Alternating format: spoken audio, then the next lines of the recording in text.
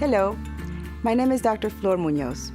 I'm a pediatric infectious disease specialist with a great interest in preventing infections in children. I practice medicine at Texas Children's Hospital in Houston, Texas. I'd like to share some information with you about a disease called respiratory syncytial virus, or RSV.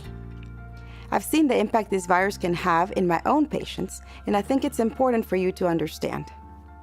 In fact, it is estimated that 60 to 70% of babies will be infected with RSV before 1 year of age.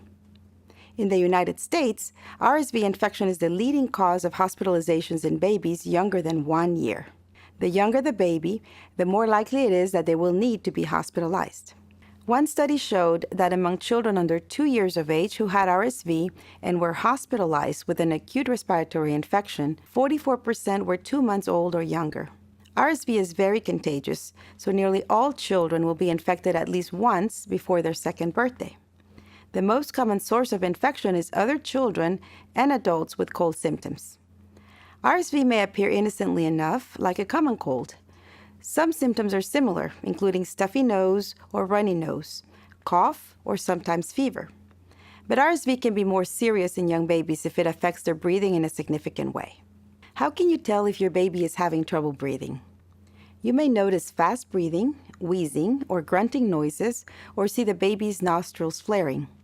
If you notice these signs, get your baby to the pediatrician.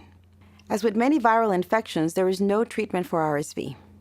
It is important to remember that antibiotics cannot be used to fight viruses like RSV. I know it's frustrating to take your sick baby to the pediatrician only to learn that there's no medicine available.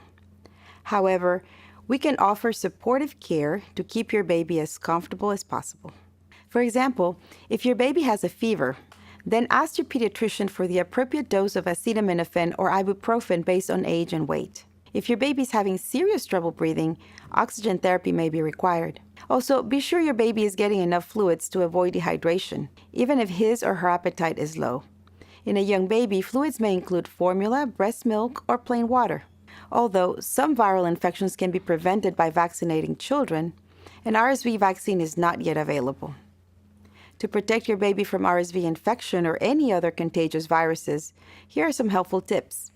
Keep him or her away from others who are sick. Wash your hands and your baby's hands often. Make sure you and anyone around the baby are careful to cover their mouth and nose with their elbow when they sneeze or cough. And be careful to clean and disinfect surfaces around you and your baby.